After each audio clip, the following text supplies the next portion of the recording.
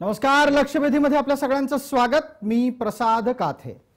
महाराष्ट्रामध्ये आरक्षणाचा वाद प्रत्येक टप्प्यावर अधिकाधिक संघर्षमय होतो की काय असा प्रश्न पडावा तशीच स्थिती उत्पन्न झाली आहे। गेल्या काही दिवसांपासून सातत्याने सत्ताधारी गटातले मंत्रिपदावर असलेले व्यक्तित्व मराठा आरक्षण ओबीसी कोट्यात द्यावं अशा प्रकारचा आग्रह करताना दिसतंय आणि त्याच्याही पलीकडे जाऊन मराठा संघटनांकडून सुद्धा तशाच प्रकारची भूमिका घेतली जाते। आपली ही भूमिका ओबीसी बांधवांना पटणारी नाही याची कल्पना मराठा समाजातल्या आत्ताच्या घडीला नेतृत्व करणाऱ्या लोकांना आहे, पण तरी सुद्धा ही भूमिका कायम ठेवत आंदोलनाची भाषा करत अधिकाधिक आपल्या भावनेला आणि भूमिकेला धार देण्याचीच प्रतिक्रिया मराठा समाज देताना दिसतोय। मराठा समाजाची ही सगळी भूमिका नवी नाही। आतापर्यंत जितके वर्ष मराठा समाजाचा आरक्षणाचा लढा चालू आहे त्याच काळात ओबीसी गटात मराठ्यांचं आरक्षण असलं पाहिजे अशा प्रकारची भूमिका घेतली गेली। म्हणजेच आरक्षणाची मागणी आणि ओबीसी गटात आरक्षण मिळावं ही मागणी या दोन्ही गोष्टी तुलनेने जुन्या आहेत, त्या नव्या नाहीत। मात्र त्या नव्यानं अधिक तीव्रतेने आता पुन्हा मांडल्या जात आहेत। ओबीसी समाजाकडून या संपूर्ण भूमिकेचा तीव्र निषेध करत अत्यंत आक्रमक स्वरूपात आपल्याकडून वक्तव्य केली गेली आहेत। अर्थात ओबीसी समाजाला आपल्या कोट्यामध्ये मराठ्यांचं आरक्षण मान्य नाही असं यातून दिसतं। ओबीसी समाजाची भूमिका काय आहे आणि मुळात सत्ताधारी गटाकडून जर समजा दोन समाजांच्या बाबतीत आणि त्यांच्या आरक्षणासारख्या संवेदनशील मुद्द्यावर अशा प्रकारची वक्तव्य होत असतील तर प्रश्न उपस्थित राहतो जो आज आपल्या लक्षवेधीच्या चर्चेचा विषय आहे, ओबीसी आणि मराठ्यात मिठाचा खडा।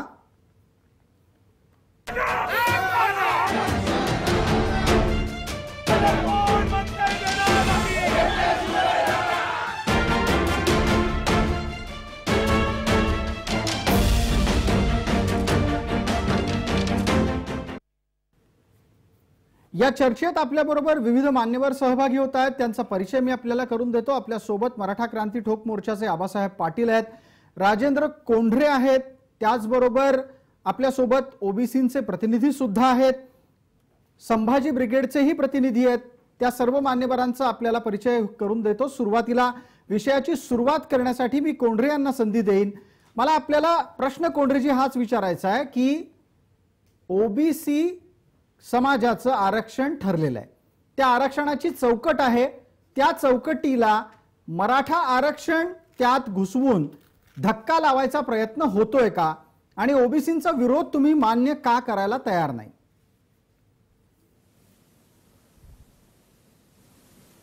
ही ओबीसी मध्ये विनाकारण पसरलेली ही घबराट आहे असं मी या ठिकाणी ओबीसी बांधवांना सांगेन। सर्वप्रथम हे जे काही लोक गैरसमज पसरवत आहेत, 1991 सालापासून ज्यापासून मंडल अहवालाची अंमलबजावणी आपल्या राज्यामध्ये झाली तेव्हापासूनच इतर मागास प्रवर्गामध्ये समावेश करा अशा प्रकारची मागणी होती आणि त्याच्यासाठी जो आयोग नेमला जातो तो आयोग सुद्धा इतर मागास प्रवर्गामध्ये समावेश करण्याची शिफारस करणे अथवा वगळण्याची शिफारस करणे ह्यासाठीच आहे आणि कॉन्स्टिट्यूशन मधल्या 15/4/16 प्रमाणे हे आरक्षण दिलं जातं। आता ओबीसी बांधवांमध्ये घबराट कशात पसरली तर त्याच्यामध्ये मी तुमचं आरक्षण खाणार हे तसं नाहीये। आता जे एससीबीसीचं आरक्षण आहे किंवा व्हिजेंटीचं आहे, एसबीसीचं आणि ओबीसीचं हे घटनेच्या 15/4/16 प्रमाणे दिलेलं आरक्षण आहे।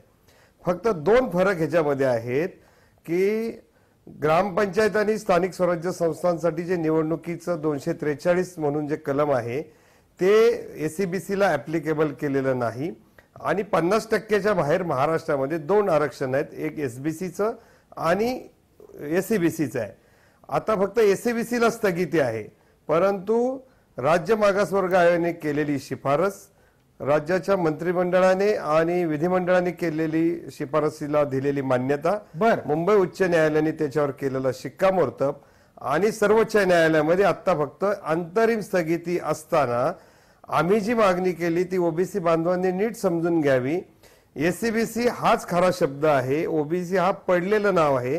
त्यामुळं मराठा समाजाने आता हे सगळ्या प्रक्रिया पार केलेल्या असताना जे घटनेने आणि राज्य मागासवर्ग आयोगाने जी कार्यकक्षा आखून दिलेली त्याप्रमाणे जर एखादी कार्यवाही होत असेल तसं आपल्या राज्यामध्ये जसं ओबीसीचं सब कॅटेगरायझेशन वेगवेगळं केलंय त्याच पद्धतीचे सब कॅटेगरायझेशन आहे. स्टुडिओमध्ये चंद्रकांत बावकर आहेत, त्यांना संधी देतो. चंद्रकांत बावकरजी, ओबीसी हा प्रचलित शब्द आहे, कायद्याच्या व्याख्येत एसीबीसी शब्द आहे. मराठी एसीबीसी झालेलेच आहेत म्हणजेच मराठी ओबीसी झालेले आहेत. या 1+2+3+4 अशा टप्प्यांना तर्क म्हणून स्वीकारता तुम्ही?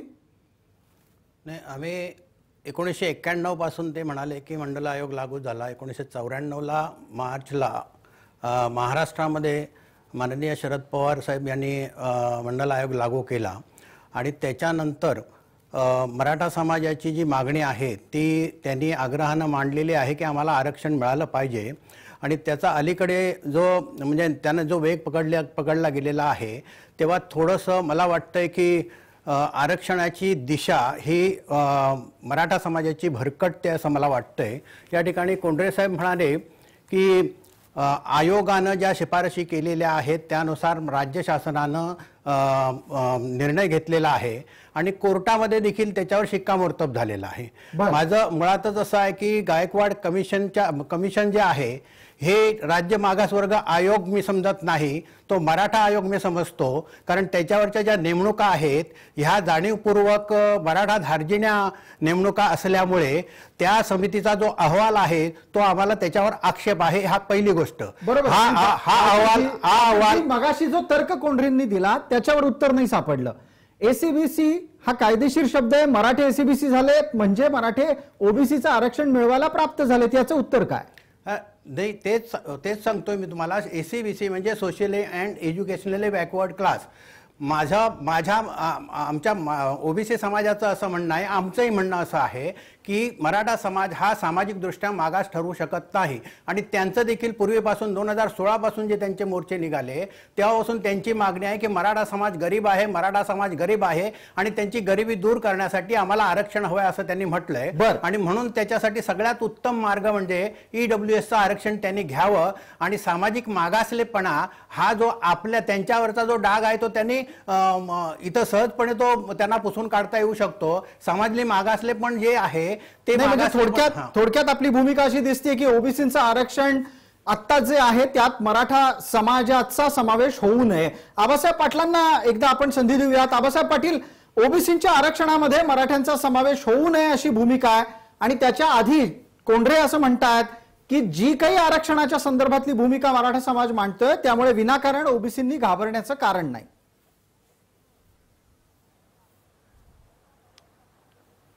प्रसादजी, मुळात विषय असा आहे की मराठा समाजानं सुरुवातीपासून जी मागणी केलेली होती की मराठा समाजाला आरक्षण मिळावं आणि ओबीसी प्रमाणे आरक्षण मिळावं ही मराठा समाजाची मागणी आहे.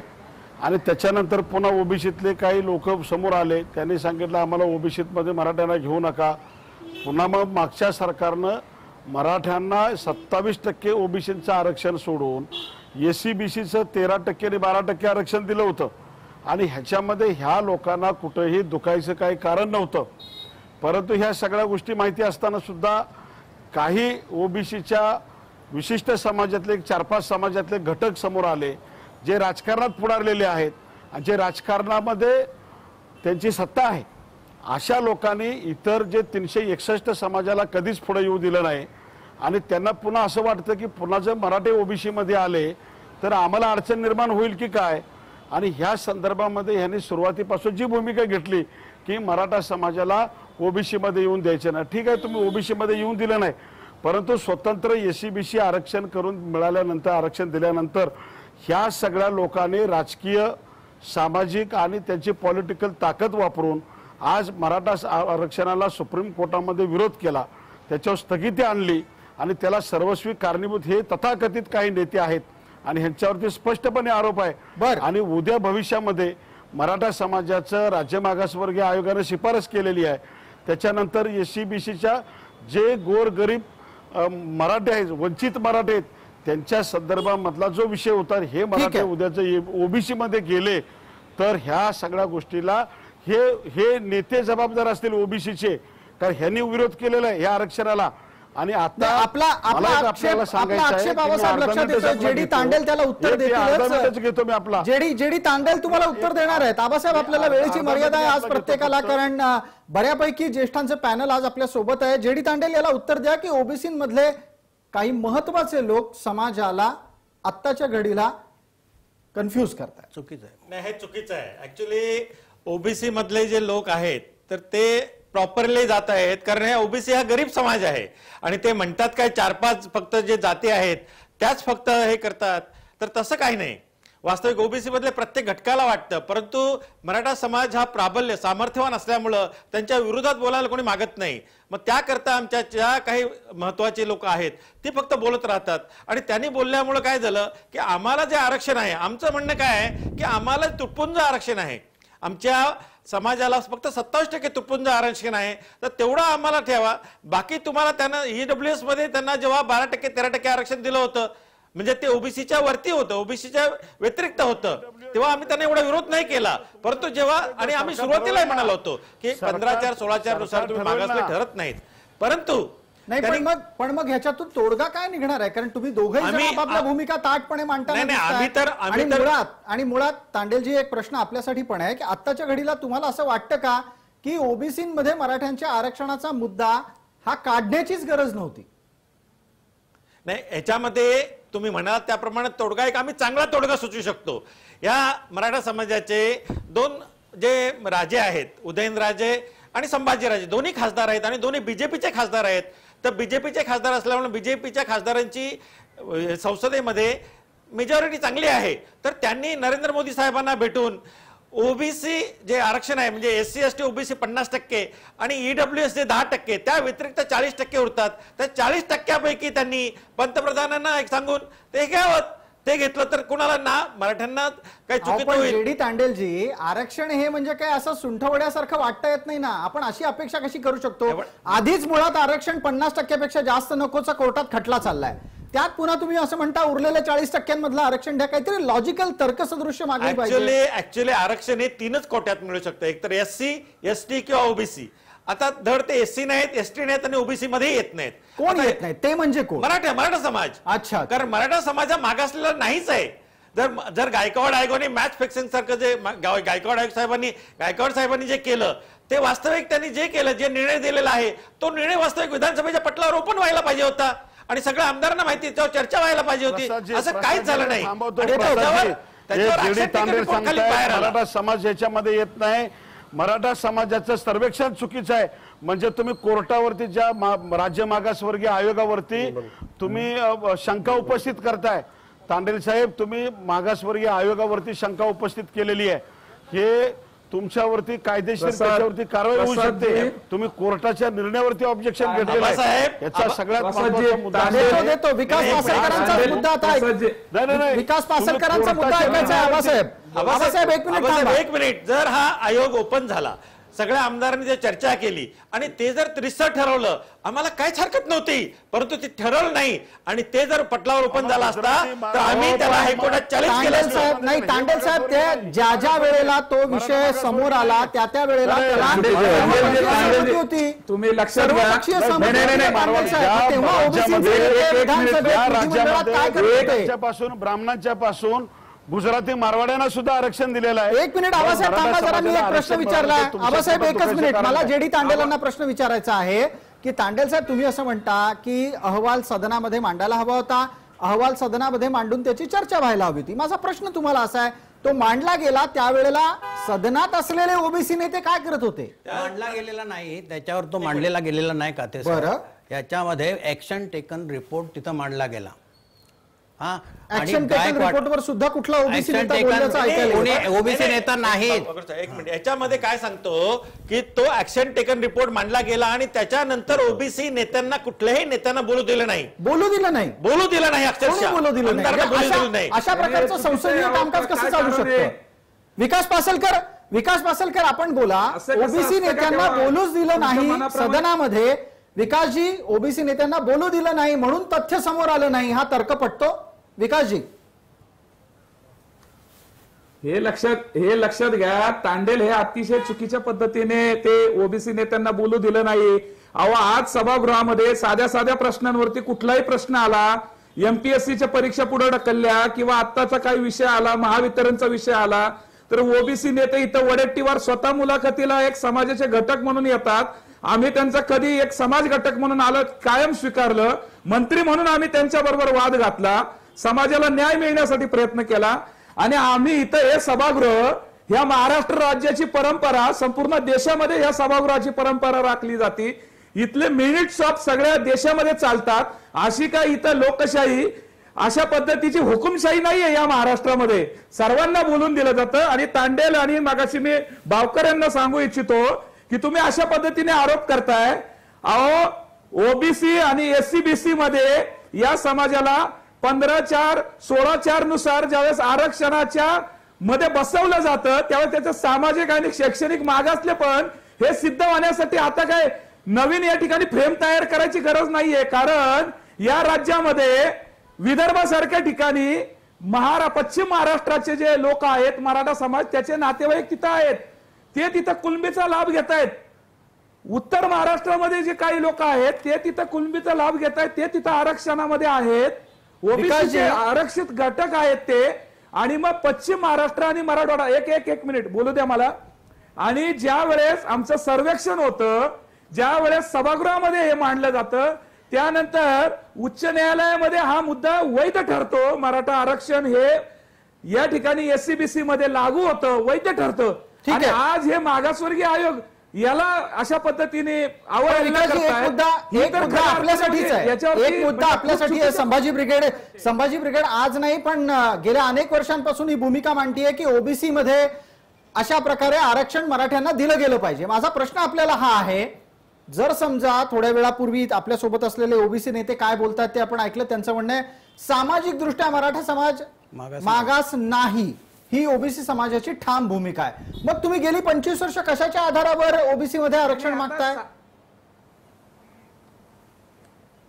आता मला सांगा, ज्या गावगाड्यामध्ये एकाच ठिकाणी मराठा समाज राहतो, एकाच ठिकाणी माळी समाज राहतो, एकाच ठिकाणी धनगर समाज राहतो, सामाजिक मागासलेपणाचे निकष काय आहेत? 5 किलोमीटरवरनं पाणी आणणं, दुसऱ्याच्या शेतामध्ये कामाला स्त्रिया जाणं, या सगळ्या जे क्रायटेरिया ओबीसीच्या घटकाला लागू पडतात, माळी समाजाला लागू पडतात, धनगर समाजाला लागू पडतात, तोच क्रायटेरिया मराठा समाजाच्या सुद्धा स्त्रियांना, मराठा समाजाच्या कुटुंबाला लागू पडतो. आज देखील सामाजिक मागासलेपणाची किती उदाहरणं द्यायची. आज 21व्या शतकामध्ये संपूर्ण समाज एकदम सुशिक्षित झालेला असताना मराठा समाज ग्रामीण भागामध्ये आज अनेक वेगवेगळ्या सामाजिक दृष्ट्या मागासलेला आहे. आज आपण शौचालयाची योजना घरोघरी राबवतो.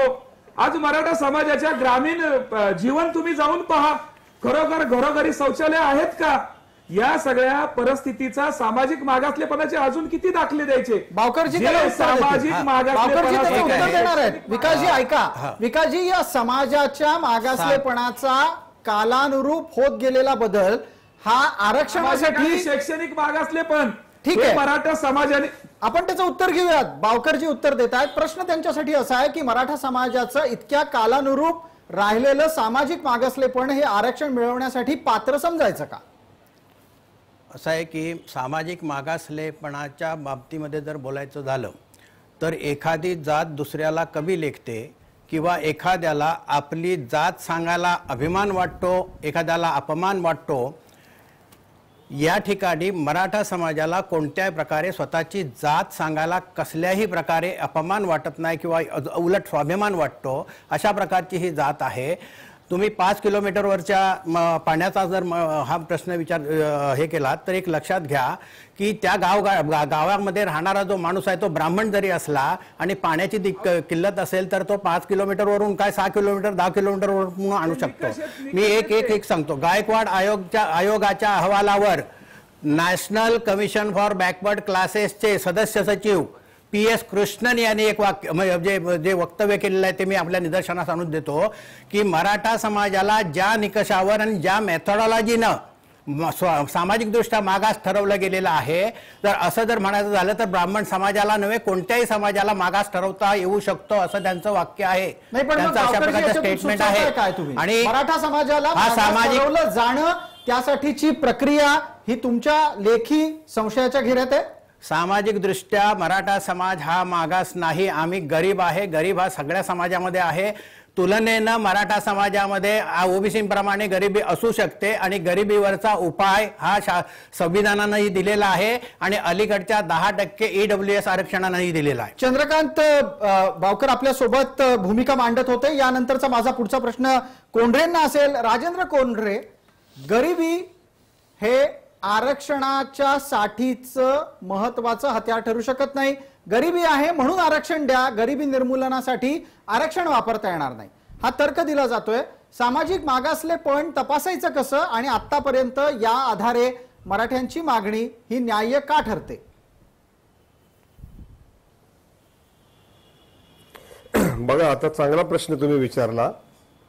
सामाजिक मागासलेपणाच्या ज्या कसोट्या मंडल अहवालाची ज्यावेळेस 1980 साली महाराष्ट्रामध्ये, त्याच्या अगोदर बीडी देशमुख कमिटीने जी पाहणी केली, त्यावेळेचे सामाजिक मागासलेपणाचे इंडिकेटर 2020 मध्ये लागू होऊ शकत नाही, मान्य केलं पाहिजे. आणि जर ते मान्य करायचे झाले 1980चे, तर आज ओबीसीतल्या 80% जाती त्याच्यातनं बाहेर पडतील. हे वास्तव तुम्ही ध्यानात घ्या. दुसरा मुद्दा असा आहे की त्यावेळी जर 4थी पास असेल, 7वी निरक्षरता असेल, तर कालानुरूप ते बॅकवर्डनेसचे इंडिकेटर सुद्धा आयोग स्वतः ठरवू शकतो. माननीय सर्वोच्च न्यायालयाने तशा प्रकारचे निर्देश अनेक न्यायनिवाड्यांमध्ये दिलेले आहेत की इंडिकेटर्स हे ठरवणं फार मोठी अशी बाब आहे आणि ते सोशल इन्स्ट्रुमेंट जे बनवायचंय ते बनवण्याचं काम तज्ज्ञ व्यक्तींनी केलं पाहिजे. आणि तशा प्रकारचं काम गायकवाड कमिशननी त्यांचे इंडिकेटर्स फायनल करून सोशल एज्युकेशनल बॅकवर्डनेस हा सिद्ध करण्याचा प्रयत्न केलेला आहे. आणि शिक्षण आणि नोकरीतलं मराठा समाजाचं लोकसंख्येच्या तुलनेतलं प्रतिनिधित्व देखील तपासलेलं आहे, जे महाराष्ट्राच्या इतिहासामध्ये फार कमी जातींचं झालेलं आहे. भावकर साहेबांना पुन्हा एकदा आठवण करून देतो, 2004 साली जो महाराष्ट्र राज्याचा आरक्षण कायदा झाला, हा आरक्षण कायदा होताना सुद्धा मॅटच्या ऑर्डरमध्ये तुम्ही आजही वाचा, अजिबात कोणत्याही प्रकारचं क्वांटिफिकेशन न करता तो कायदा झाला.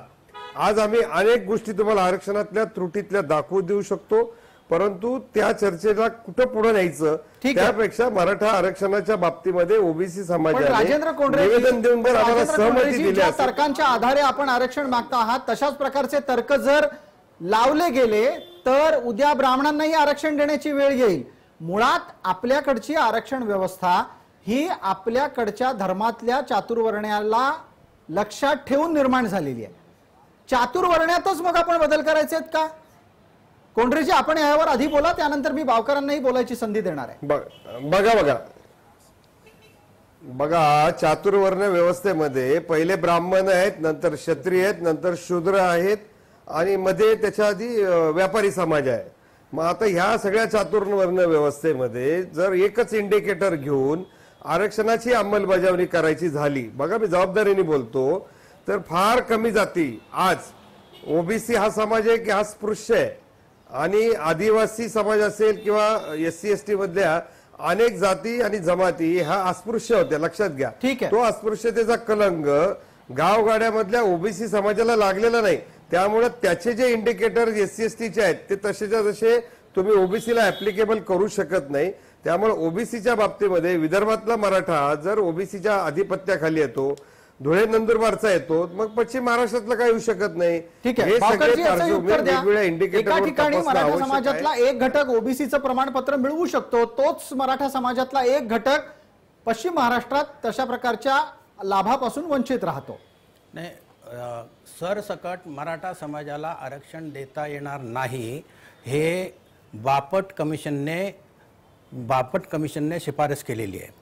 त्याच्यामध्ये 2004चा जो GR निघाला त्याच्यामध्ये कुणबी मराठा आणि मराठा कुणबी या दोन पोट जाती ज्या आहेत, ह्या पोट जाती कुणबी या सिरियल नंबरच्या ओबीसी मध्ये घातल्या गेलेल्या आहेत. आणि त्यावेळेला जो बापट कमिशनचा जो अहवाल आहे त्याच्यामध्ये मराठा म्हणून कुठल्याही प्रकारे ओबीसी मध्ये टाकलेला नाहीये. एकतर तो कुणबी असायला पाहिजे किंवा कुणबी मराठा असायला पाहिजे किंवा मराठा कुणबी असायला पाहिजे. अशा प्रकारचं ते आरक्षण दिलं गेलेलं आहे. आणि एक गोष्ट खरी आहे की एखाद्यानं बोगस कुणव्याचं बोगस सर्टिफिकेट घेतलेलं असेल आणि जर हे केलेलं असेल तर त्याला कोर्टात उत्तर द्यावं लागतंच. काही जण याच्यामध्ये बाद ठरलेले आहेत. पण मग बावकरजी आपल्याला सुचवायचं काय आहे? अशा प्रकारे कुणब्यांची बोगस प्रमाणपत्र मिळवून काही लाभ मिळवण्याचा प्रयत्न कोणी करतं? अर्थातच बरीच उदाहरणं आहेत त्याच्यामध्ये. कोण करतं पण असं? कोण करतं आणि कशासाठी करेल असं काही? पुण्यामध्ये अशा मराठा समाजाच्या बऱ्याच लोकांनी ओबीसीचं आरक्षण कुणबी म्हणून ओबीसीचं आरक्षण घेतलं गेलेलं आहे आणि त्याच्यावर निवडणुका लढवलेल्या आहेत. आणि काही ज्या नगरसेवकांची जी पदं आहेत ती पदं रद्द केली गेलेली आहेत. आबासाहेब पाटील, आपण विचारूयात, हा प्रश्न तुमच्यासाठी आहे. अशा प्रकारे जर समजा कुणब्यांचं आरक्षण मराठ्यांकडून लाटलं जात असेल तर त्याचा ओबीसी समाजात होणारा असंतोष आणि त्याची जबाबदारी ही कोणाच्या माथ्यावर द्यायची? आबासाहेब, मुळात हे बावकर आणि ते श्रावण देवरे हे 2-4 लोक जे आहेत, हे लोक ज्या पद्धतीनं विषय मांडतायत, मला आपल्याला सुचवायचं आहे, हे वारंवार एकच विषय घेऊन चालतात. अरे बाबा, ज्या लोकांना कुणबी सर्टिफिकेट मिळत, जो कुणबी धारक आहे, ज्याची नोंद आहे कुणबी म्हणून, त्याला सर्टिफिकेट मिळतं. मी मराठा आहे, हिंदू मराठा म्हणून मला मिळत नाही. मी प्रयत्न केला तरी मला सर्टिफिकेट मिळत नाही. हे पहिले लक्षात घ्या. ज्याची नोंद आहे, सरकार दरबारी दप्तरी नोंद आहे, त्याच व्यक्तीला त्या कुणबी धारक सर्टिफिकेट मिळतं. तुम्ही आणि जो कुणबी सर्टिफिकेट धारक झालेले आहेत, ज्यांची जात त्या ठिकाणी लागलेले, ते ऑलरेडी कुणबीमध्ये गेलेले आहेत. तुमच्या लेखी आबासाहेब पाटील, अशा प्रकारे कोणतंही जात चोरण्याचं प्रकरण घडलंच नाहीये. तांडेलजी, हा तर्क आबासाहेब पाटील जरी देत असले तरी मूळ मुद्दा एक अजून अधोरेखित करण्याची गरज आहे. आपल्याला असा प्रश्न इथे उपस्थित करायचा आहे की समजा ओबीसी मध्ये एकच आणि दुसरा एक मुद्दा. प्रसादजी, एक मिनिट. बर, आबासाहेब पटकन पूर्ण करा, वेळेची मर्यादा आहे.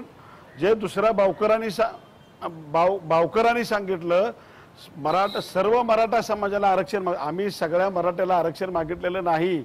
त्याला क्रिमिलेअर आहे. 8 लाखाच्या आतमध्ये उत्पन्न असलेल्या मराठ्यांनाच आरक्षण मागितलेलं आहे.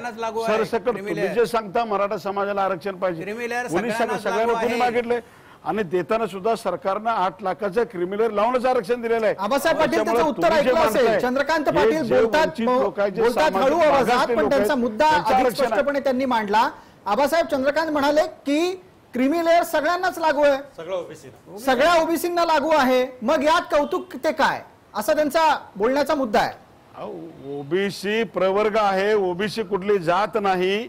ओबीसी हा प्रवर्ग आहे, ओबीसी जात नाही. पहिला मुद्दा. आणि 10 वर्षाचं सर्वेक्षण होणं अपेक्षित आहे. आणि ह्या ओबीसीचं सर्वेक्षण झालं.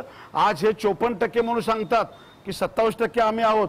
मुळात हे आरक्षण कुठे गेलंय पहिलं प्रसादजी लक्षात घ्या. SC STचं 20%, 54% हे, 10% EWS, म्हणजे त्याच्यानंतर परत मराठीचं 34%, म्हणजे 135च्या वरती आकडा गेला. मग हे तर्क बरोबर आहेत का? यातला आकडा खरा अँगल हे लोक सांगतात. 20% आरक्षण, 40%, 54%, मराठा 35%. अगदी चंद्रकांत बावकर यांच्याकडून एक आकड्याची अत्यंत महत्वाच्या प्रश्न स्वरूपात माहिती समोर येते आहे. आबासाहेब एक मिनिट, विकास पासलकरांना संधी देतोय. चंद्रकांत बावकरांनी महत्वाचा मुद्दा उपस्थित केला. विकास पासलकर, आपण गेली अनेक वर्ष आरक्षणाची आणि त्यात सुद्धा मराठ्यांच्या आरक्षणाची लढाई लढता आहात. मराठा समाजाचा नक्की आकडा किती? कोण मराठा, कोण कुणबी, आणि खऱ्या आकड्याची मोजदाद कोणाकडे तरी असेल का? बावकरांनी याच निमित्तानं प्रश्न उपस्थित केला की खरा मराठ्यांचा आकडा किती आहे?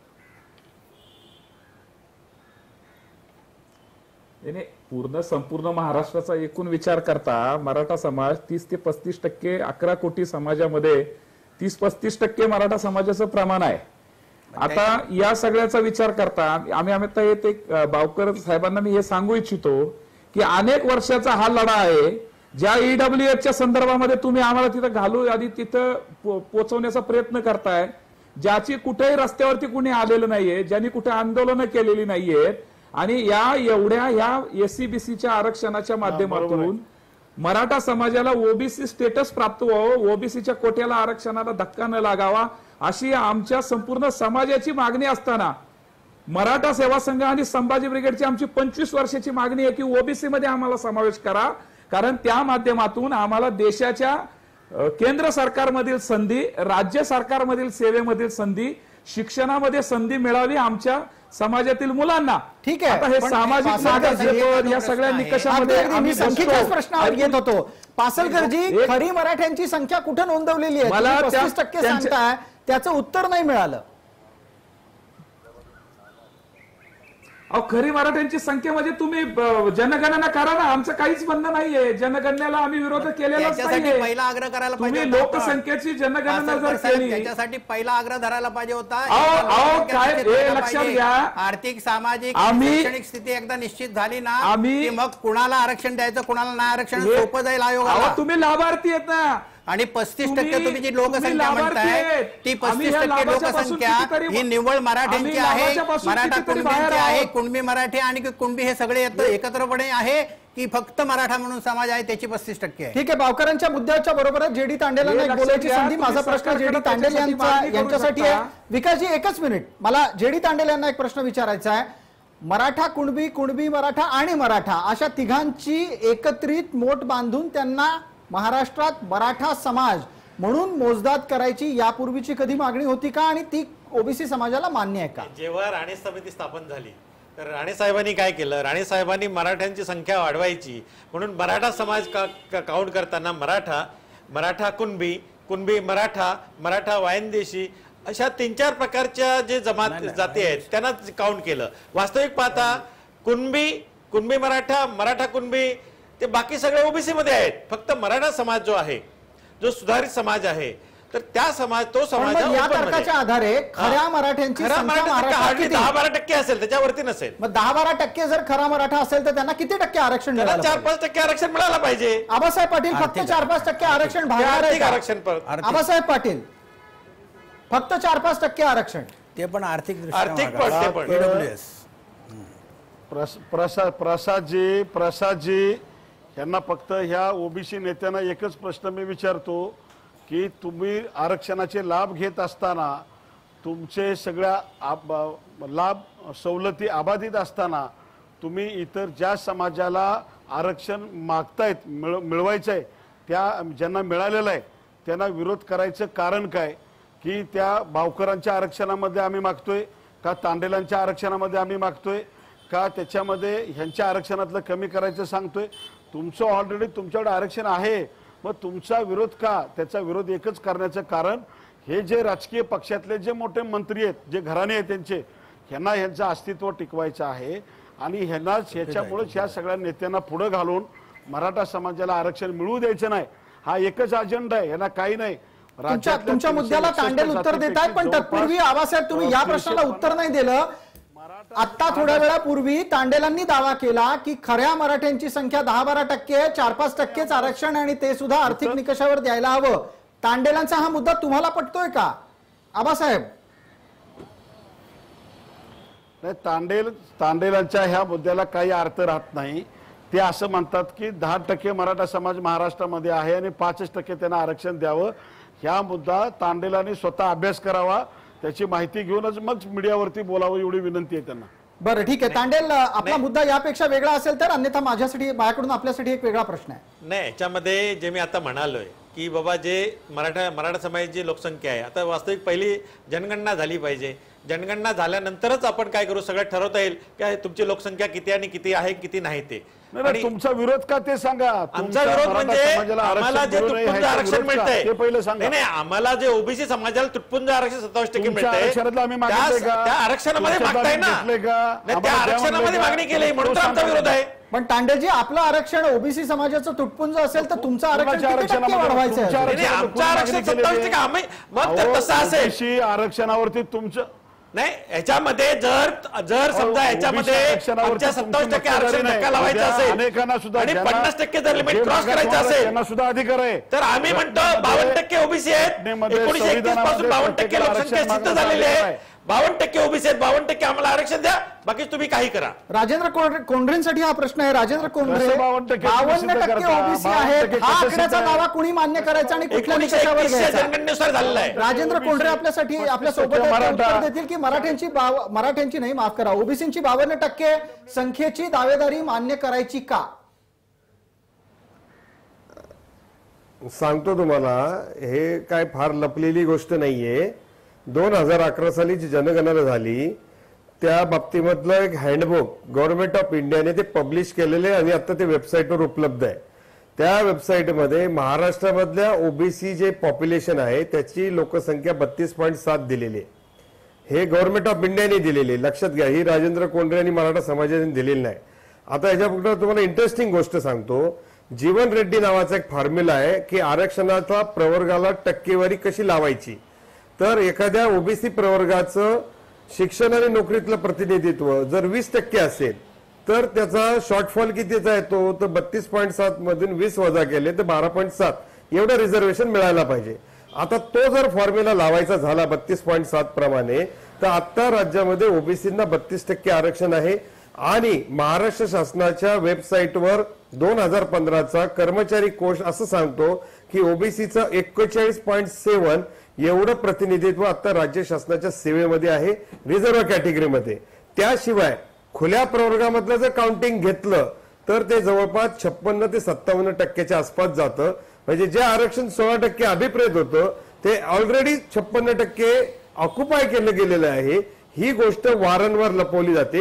आणि दुसरं तांडेल साहेबांना माझं एक महत्वाचं निवेदन आहे. केंद्र सरकारने सर एकच मुद्दा बर देतो ना, माझा एक ऍडिशन मुद्दा त्यांना सांगतो. ठीक आहे. केंद्र सरकारने ओबीसीच्या 27% आरक्षणाचं त्रिभाजन करायचं ठरवलेलं आहे आणि त्या त्रिभाजनामध्ये ज्या काही जाती पूर्ण आरक्षणाचा लाभ घेतात आणि काहींना काहीच मिळत नाही त्यासाठी आम्ही पण सहमती दर्शवली नाही. अशा प्रकारचं जर त्रिभाजन केंद्राप्रमाणे राज्यामध्ये जसं आपल्याकडे सब कॅटेगरायझेशन झालेलं आहे तर त्याच्यामध्ये कुणी कुणाचं आरक्षण खाण्याचा विषयच येणार नाही. ह्या दृष्टिकोनातनं आम्ही ही मांडणी केली. चंद्रकांत बावकर यांना प्रतिवादाची संधी आहे. चंद्रकांत बावकर, जर हे अशा प्रकारचं आरक्षण अंमलात आणल्याचा दावा खरा असेल तर याचा एक अर्थ असा निघतो की ओबीसींना जेवढा समाज आहे तेवढं सगळं आरक्षण मिळालंय. म्हणजे अख्खा समाजच जणू काही आरक्षणाचा लाभ घेताना दिसतोय. त्यांनी दिलेला जो आकडा आता दिलेला आहे हे आकडेवारी सांगतोय. हो तुम्ही दिलेला आहे तो दिशाभूल करणारा आहे. नॅशनल सॅम्पल सर्व्हेचा SSSOचा आकडा किती आहे? 43% सांगतात. आम्ही काय म्हणतोय ऐका, आम्ही काय म्हणतोय, लोकसंख्या जातनिहाय करावी. त्याच्यामध्ये आम्ही किती आहोत ते एकदा निश्चित व्हावं. 52% 1931च्या जनगणनेप्रमाणे केला जातो. मग 52% झाल्यानंतर देश स्वतंत्र झाला त्यावेळेला पाकिस्तान आणि बांगलादेश हे स्वतंत्र झाल्यानंतर 51% ही मी माझ्या अंदाजाप्रमाणे 60% ओबीसी देशामध्ये व्हायला पाहिजे. महाराष्ट्रामध्ये तुम्ही 32% किंवा 32.5% ज्या वेळेला देशाचे म्हणतायत ते. हा, मी देशाचं सांगतोय. आणि 32 महाराष्ट्रामध्ये देखील 60% पेक्षा ओबीसी समाज कमी नाही. माझं म्हणणं असं आहे की 32% मराठा समाजाची जी लोकसंख्या आपल्याकडून सांगितली जाते त्याच्यामध्ये कुणबी येतो का, मराठा कुणबी येतो का, कुणबी मराठा येतो का ते सांगा ना. तुम्ही 32% लोकसंख्या सांगायची आणि 16% आरक्षण मागायचं आणि शिफारस आयोगानं करायची. आणि त्याच्यामध्ये 12% आणि 13% कोर्टात पहिल्यांदाच निर्णय अशा प्रकारचा होतोय. शैक्षणिक आरक्षण आणि नोकरी विषयक जे आरक्षण आहे ते वेगवेगळे टक्केवारी दिली जाते, पहिल्यांदाच होतंय. या निमित्तानं विकासजींसाठी माझा प्रश्न आहे. विकासजी, हा संख्येचा घोळ जात निहाय जनगणनेच्या शिवाय मिटू शकत नाही. आताच्या घडीला जातनिहाय जनगणनेला खरा विरोध कोणाचा आहे का? कोणाचंच नाही. याच्यामध्ये विरोध असण्याचं काही कारण नाही आणि आयदर कुठल्याही समूहाचा जातगणनेला विरोध नाहीये. याच्यामध्ये जे काय राजकारण असं नाही तुम्ही चुकीच्या पद्धतीने बोलताय, असं बोलू नका. माझ्याकडे क्लिप आहे, मुद्दे मांडता जे योग्य वाटतं त्याला क्लिप आहे माझ्याकडे. ठीक आहे, तुम्ही आबासाहेब पाटील आहे तिथे. आबासाहेब पाटील मीडियाला समोर जा ना. हो तुम्ही म्हणजे तुमचं म्हणणं असं आहे की आबासाहेब पाटलांचा विरोध आहे, जातनिहाय जनगणनेला आबासाहेब पाटलांचा विरोध आहे असं तुम्हाला म्हणायचं आहे का चंद्रकांत बावकरजी? माझ्याकडे त्याच्या एक क्लिप आहे, माझ्याकडे व्हिडिओ क्लिप आहे. बरं, आपलं म्हणणं असं आहे की व्हिडिओ क्लिप आहे. एकदा पटकन पासलकरजी, इथे आबासाहेब पाटलांचा उल्लेख झालाय, एकदा त्यांच्याकडून उत्तर घेऊ. आबासाहेब पाटील, सांगा, तुम्हाला जातनिहाय जनगणना चालणार आहे का नाही चालणार आहे? व्यक्तीची भूमिका समाजाची असते का? 100% जात नाही. एक विषय तुम्हाला सांगतो. प्रसादजी तुम्ही जात निहाय लक्षात घ्या. परत एकदा मुद्दा दुसरीकडे जातोय. जनगणना करा, ओबीसीची जनगणना करा. या संदर्भामध्ये आम्ही विरोध दर्शवला होता की ओबीसी जात नाही हा प्रवर्ग आहे. मी अजून सांगतो वारंवार. ठीक आहे, मुद्दा लक्षात येतोय. विकास पासलकरांना मगाशी संधी दिलेली होती. विकास पासलकरजी, आपला मुद्दा पूर्ण करा. आपण बोलत होतात आणि माझा प्रश्न आपल्याला हा होता की जातनिहाय जनगणनेला कोणाचा खरंच विरोध आहे का? आबासाहेब पाटलांचा उल्लेख झाला, त्यांनी असं सांगितलं की केवळ आणि केवळ ओबीसींचा जातनिहाय जनगणना करण्याला त्यांचा विरोध आहे. यापेक्षा वेगळं मत आपलं काही असेल तर मांडा. विकासजी, आपल्याला संधी आहे, वेळेची मर्यादा आहे. असं नाही, हे लक्षात घ्या की इथे जनगणना करण्यासाठी असा कोणाचा विरोध, सर्व जात समूहाची जनगणना होईल, त्याच्यामध्ये कोणाचा व्यक्तिगत एका जातीला एका घटकाचा विषय नाहीये. त्यामुळे फक्त इथं जे तांडेल आणि बावकर साहेब ज्या पद्धतीने भूमिका मांडतायत, मला हे सांगा की आरक्षण मागणे, एखादा समाज सामाजिक दृष्ट्या शैक्षणिक दृष्ट्या मागासलेला आहे, तो आरक्षण मागतो म्हणजे हा काय भावनिक विषय आहे का? घटनेवरती आधारित आहे. आम्ही आज मराठा समाजाने 3 टप्पे पार केलेले आहेत. आमचा न्यायालयीन लढा आहे, संघर्ष आहे. आम्ही तो संघर्ष लढू. आणि आम्ही आरक्षणामध्ये काही लोकांची कशी घुसखोरी झालेली आहे त्या संदर्भात आम्हाला सुद्धा रस्त्यावरती यावं लागेल. पण आम्ही हा सामाजिक न्यायाचा प्रश्न आहे. या ठिकाणी तांडेलजी सांगतात की मराठा समाज सामाजिक एक छोटी विश्रांती गरजेची आहे. विकासजी, आपला मुद्दा पोहोचला. एक छोटी विश्रांती गरजेची आहे. लक्षवेधीमध्ये लगेच आपण परत येतोय. पुढच्या भागात मुद्दा आपण उपस्थित करू की समजा ओबीसीत मराठ्यांना आरक्षण दिलं तर बिघडणार काय आणि तसं दिलं जाऊ देणार आहे का?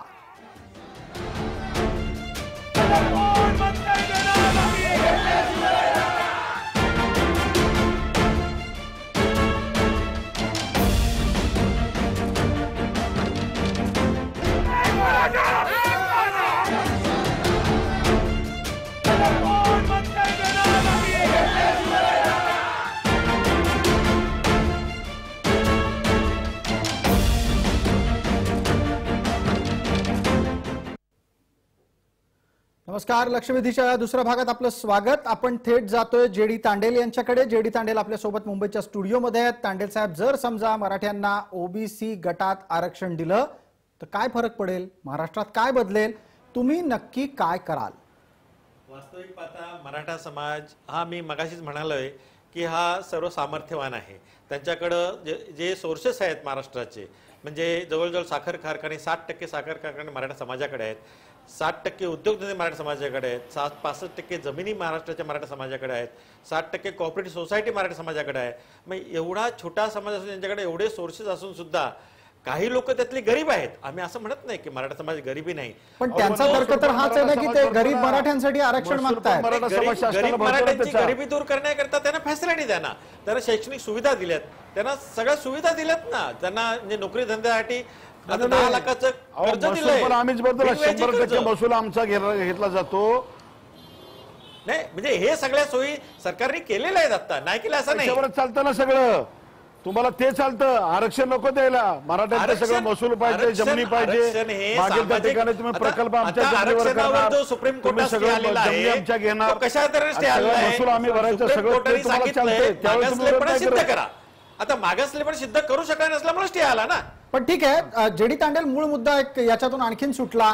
जर दिलं आरक्षण तर काय होणार आहे? ओबीसी करणार काय आहे? जर तसं आरक्षण दिलं गेलं तर ओबीसी काय करणार? ओबीसीतनं आरक्षण दिलं तर ह्याच्या पुढे आमचे कुठलाही नगरसेवक होणार नाही, कुठला सरपंच होणार नाही, पंचायत समिती सदस्य होणार नाही. असं कसं होऊ शकतं?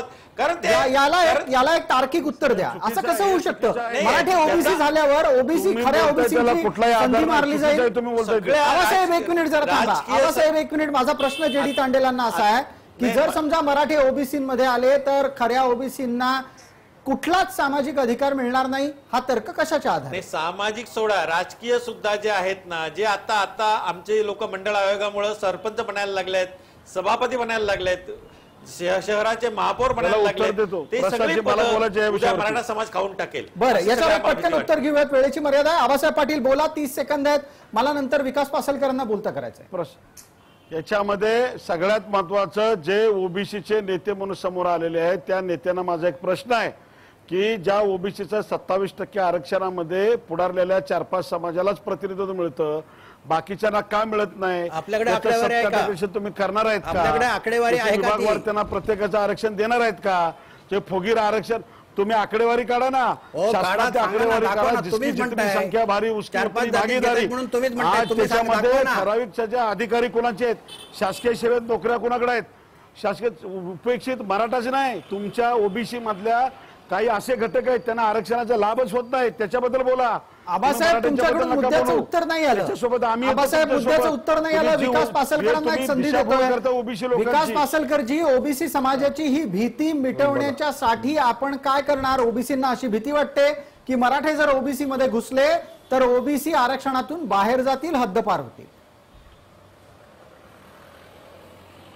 हे लक्षात घ्या, सोशली आणि एज्युकेशनली बॅकवर्ड म्हणजे मराठा समाजाच्या सामाजिक मागासलेपणावरती शिक्षण आणि नोकरी ह्या दोनच विषयामध्ये मराठा समाजाची मागणी आहे. कारण या समाजाच्या हातामध्ये राजकीय सत्ता ग्रामपंचायत ते संसदेपर्यंत आहे.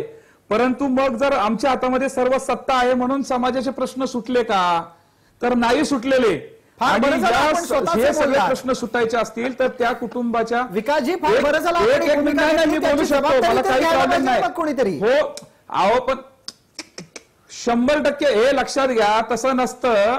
लोकसंख्येच्या प्रमाणामध्ये लोकप्रतिनिधी निवडून येतो, तो त्या ठिकाणी जाऊन सभागृहामध्ये एका जातीचं प्रतिनिधित्व करत नाही, तो राज्याचं प्रतिनिधित्व करत असतो, आपल्या मतदारसंघाचं. मला माझा मुद्दा पूर्ण करू द्या. एकूण हे तांडेलजी मगाशी सांगत होते की ओबीसीच्या ज्यांच्या हातामध्ये शिक्षण संस्था आहेत, सहकारी संस्था आहेत, ह्या सगळ्या एक 100-150 कुटुंबांच्या हातामध्ये आहेत. आणि एकीकडे असा विचार करताना दुसरीकडे शेतीवरती आधारित असणारा शेतकरी ज्यावेळेस आत्महत्या करतो त्यावेळेस त्या आत्महत्या करणाऱ्यामध्ये 90% हे शेतकरी हे मराठा समाजाचे आहेत. त्यावेळेस तुम्ही किंवा आज मिलिटरीमध्ये जिथं मराठा रेजिमेंट आहे, देशाच्या संरक्षणाच्या प्रश्नामध्ये ज्यावेळेस मराठा तरुण सीमेवरती मारतात त्यावेळेस मात्र म्हणजे देशासाठी रक्त सांडायला हा संपूर्ण समाज कायम आहे. या समाजाने शेतीवरती आधारित गुजराण करण्यासाठी आज ती संपूर्ण अर्थव्यवस्था कोलमडलेली आहे. सामाजिक मागासले पण आहे, शिक्षण आणि नोकरीमधलं पर्सेंटेज कमी झालेलं आहे, आयदर ते नाहीच आहे. आणि त्यामुळे केवळ गरीब मराठा समाज आज या प्रवाहामध्ये येण्यासाठी शिक्षण आणि नोकरीमधला हक्क अधिकार मिळावा आणि तो घटनेच्या चौकटीत मागतोय. ठीक आहे, त्यामुळे या ठिकाणी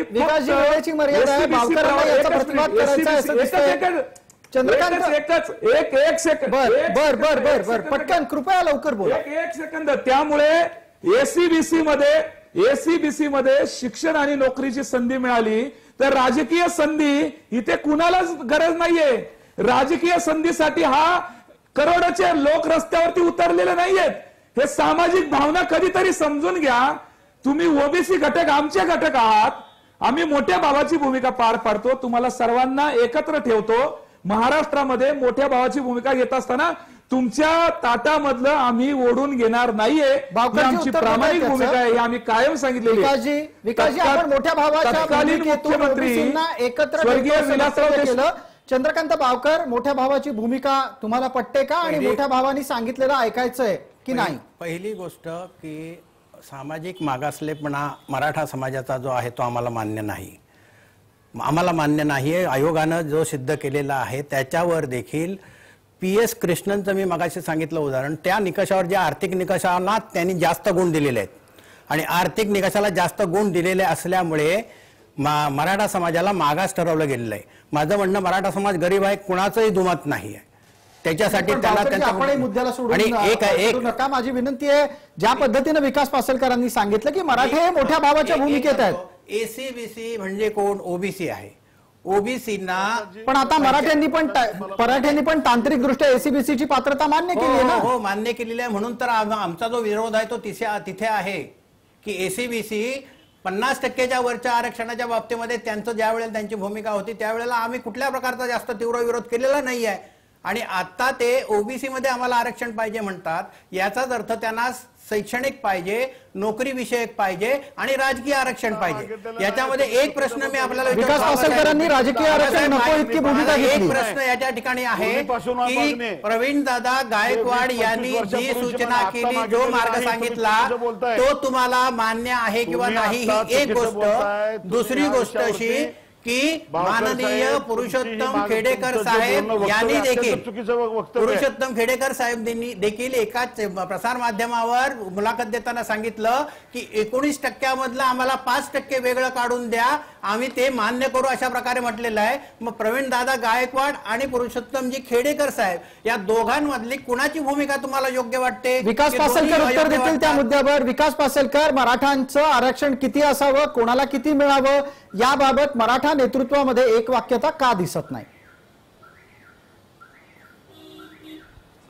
नाही, हे लक्षात घ्या, मराठा नेतृत्वामध्ये कायम एक वाक्यता आहे, प्रत्येकाची एक भूमिका आहे. मराठा सेवा संघ संभाजी ब्रिगेडचे संस्थापक अध्यक्ष आदरणीय पुरुषोत्तम खेडेकर साहेब यांनी 30 वर्षापासून मराठा समाजाचा समावेश हा ओबीसी मध्ये करावा आणि सरसकट ओबीसीचे लाभ मिळावे, ते राज्यामध्ये मिळतील, ते केंद्र सरकारमधून ज्या काही सर्व्हिसेस आहेत, मग रेल्वे असेल किंवा काही केंद्राच्या ज्या असतील संधी त्या मिळाव्यात, ही आमची 30 वर्षापासूनची मागणी आहे आणि त्या मागणीवरती आम्ही कायम ठाम आहोत. ठीक आहे, ईडब्ल्यूएस आरक्षणाचा आम्हाला ईडब्ल्यू खेडेकर साहेबांचं एक पुस्तक आहे, आरक्षण बढाव देश बचाव.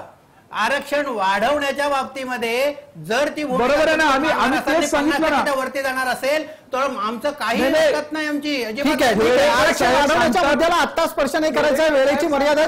राजेंद्र कोंढरेंसाठी माझा प्रश्न आहे. राजेंद्र कोंढरे, आपण आंदोलनाची भूमिका घेतलेली आहे, आपण सरळ असं म्हणता आहात की अमुक तारखेला आता मराठे मोर्चा काढतील. आत्ताच्या कोरोनाच्या काळामध्ये अशा प्रकारची भूमिका काही दिवसांपूर्वी ओबीसी समाजाने घेतली होती, त्यांनी मात्र त्यांचा मोर्चा स्थगित केला. मराठे आपला मोर्चा स्थगित करणार आहेत का, की आपला मोर्चा नक्की निघणार आहे?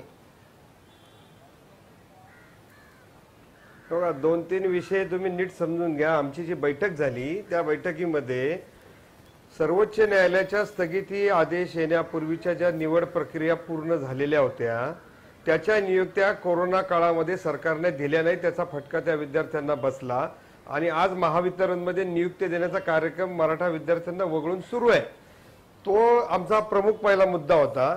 दुसरा मुद्दा होता की शैक्षणिक प्रवेश जे गेले 3 महिन्यापासून रखडलेले आहेत, हे जर सुरळीत करायचे असतील तर ठराविक ब्रँच आणि ठराविक कॉलेजसाठी सुपर न्युमररी पद्धतीने सीट्स अधिसंख्य तयार करून अशा ठीक आहे, कोंढरेजी, आपली मागणी आणि आपल्या या संदर्भातल्या भूमिका पोहोचल्या आहेत. आंदोलनाच्या बाबतीत बोला, आंदोलन होणार आहे का तुम्ही कोरोना काळ आहे हे लक्षात घेऊन आंदोलन मागे घेणार आहात? बघा, आम्ही हे कोणालाही एकट्याला ठरवायचा अधिकार नसतो आमच्यामध्ये. आम्ही सगळे मिळून तो निर्णय घेतो आणि त्याच्यामध्ये कोरोनाच्या बाबतीमधली सगळी खात्री आणि दक्षता घेऊन आम्ही ते करत असतो. आताही राज्यामध्ये गेले 3 महिने जी आंदोलन आहेत ती कोरोनाची काळजी घेऊनच केलेली आहेत. त्याच्यामध्ये सोशल डिस्टन्स पाळला गेलेला आहे आणि ती काळजी घेण्याचा निश्चितपणे प्रयत्न केला जाईल. थोडक्यात काय तर मराठा समाजाची आंदोलनाची भूमिका स्पष्ट आहे. तांडेल साहेब, तुमच्याकडून याची काय प्रतिक्रिया? नाही, वास्तविक पाहता मुख्यमंत्री महोदयांसोबत आमची बैठक झाली आणि बैठकीमध्ये मुख्यमंत्री महोदयांनी आम्हाला विनंती केली की करोनाची स्थिती आहे, करोनाच्या याच्यामुळे महामारीमुळे आपण 7 तारखेचा मोर्चा घेऊ नये. मग तेव्हा आमच्या सगळ्या नेत्यांनी ठरवलं किंवा ठीक आहे, मुख्यमंत्री महोदयांच्या विनंतीला मान देऊन आपण 7 तारखेचा मोर्चा स्थगित करावा. तसे आम्ही पत्रकार परिषद घेऊन आमचा मोर्चा स्थगित केला. परंतु त्यानंतर लगेच दुसऱ्या दिवशी 8 तारखेला जेव्हा मराठा समाज आंदोलनाच्या पवित्र्यात येतो, कारण त्यांना एक परमिशनही मिळणारच नाही, कारण मुख्यमंत्री महोदयांनी सांगितलं की परमिशन ओबीसीला मिळणार नाही आंदोलनाची, तशी मराठा समाजाला सुद्धा परमिशन मिळणारच नाही. पण परमिशन न मिळता जर त्यांचं आंदोलन होत असेल तर मुंबई आमच्या जवळ मुंबई असून, या ओबीसींच्या जवळ मुंबई असून जर या मुंबईमध्ये असं होत असेल तर आम्ही सुद्धा उद्या लाखांचे मोर्चे काढल्याशिवाय थांबणार नाही. आबासाहेब पाटील, ही परिस्थिती अशीच चिघळत राहणार, आपल्याला परवडणार आहे का हे? तांडेल साहेबांना विनंती आहे, तुम्ही लाखाचे मोर्चे नका काढू, तुम्ही करोडोचे मोर्चे काढा, आम्ही त्याचं स्वागत करतो. परंतु ते मोर्चे काढत असताना तत्वाचे मोर्चे असावेत. या सगळ्या चर्चेतून एकच जाणवलं की ह्या ओबीसीच्या काही नेत्यांना शैक्षणिक आणि नोकरीमध्ये विद्यार्थ्यांच्या प्रश्नावरती बोलत नसून हे राजकीय भूमिका घेऊन राजकारणाची संधी मिळेल का, आमदार होतील का, सरपंच होईल का, त्याच्यानंतर जिल्हा परिषद, ह्याच्यासाठी ह्यांचं सगळं चाललेलं आहे. आणि म्हणून मी सुरुवातीला सांगितलं होतं हे जे 8-10 लोक आहेत हे सगळे एका एक पक्षाच्या पटकन संधी दावणीला मला बांधलेले विकास आहेत. पासलकरांना आणि द्यायला लागेल. त्या आपला ठिकाणी मुद्दा पोहोचला, मुख्यमंत्र्यांसोबत जाऊन आपला बसतात. मुद्दा पोहोचला. आणि विकास पासलकर याच्यावर बोलतात त्यांचा वेळेची विरोध मर्यादा. आहे. विकासजी 30 बाकी सेकंद OBC चा फक्त, विरोध त्यानंतर मराठ्यांसाठी चंद्रकांत नाही. बावकर. मराठ्यांना विकासजी विरोध करणारे हे ओबीसी मध्ये हे पुढारलेले लक्षात हे घ्या राजकीय लोक आहेत की आबा जरा 2 मिनिटं. आम्ही सरकारकडे जातोय. आम्ही मराठा समाज का जातो आज या परिस्थितीमध्ये? तर केवळ आमच्या मुलांच्या शैक्षणिक प्रवेशाच्या संदर्भामध्ये सरकारने काही उपाययोजना करावी. ठीक आहे, आरक्षणाचा प्रश्न हा प्रलंबित आहे, ठीक आहे. परंतु प्रवेशाचा प्रश्न उपस्थित झालेला आहे. नोकर भरती होणार आहे या राज्यामध्ये, त्याचे प्रश्न उपस्थित झालेले आहेत. त्यासाठी जातोय आम्ही. आमचा प्रश्न तर प्रलंबितच आहे. त्यामुळे ठीक आहे. गावकर यांनी अशा पद्धतीचं हे करणं नाही. तुम्ही ठीक आहे, OBC चंद्रकांत मध्ये बावकर बोलणार. मराठ्यांचा शेवटची समावेश 30 करू नये सेकंद मोजून याच्यासाठी माझ्या तुम्ही हातामध्ये. चंद्रकांत आंदोलन बावकर, तोडगा काय काढायचा 30 सेकंदात सांगा फक्त. याच्यामध्ये जे आज राज्य शासनाला MPSCच्या परीक्षा असू देत, पोलीस भरती असू देत, प्रवेश प्रक्रिया आता सुरू झालेली आहे, त्यालाही विरोध केला जातोय मराठा समाजाकडून. माझी विनंती आहे मराठा समाजाला की ही जी प्रक्रिया आहे MPSCच्या परीक्षांच्या किंवा पोलीस भरतीच्या संदर्भामधली कुठल्या प्रकारची ही जी काही नियमित प्रक्रिया आहे दरवर्षी घेतली जाते, त्याला कुठली अडकाठी न करता ती करू द्यावी. आणि दुसरी गोष्ट अशी की आबासाहेब पाटील म्हणतात की काही नेते महाराष्ट्रातला एक तरी नेता त्यांनी दाखवावा. मला माफ करा, आता वेळेची अत्यंत निकड गरज आहे की ही चर्चा इथे थांबायला हवी. आपण सर्व मान्यवर चर्चेत सहभागी झालात त्याबद्दल आपले खूप खूप आभार. लक्षवेधीमध्ये वेळ झाली आहे तुर्तास इथेच थांबण्याची. मात्र ताज्या बातम्यांसाठी आपण पाहत रहा फक्त जय महाराष्ट्र.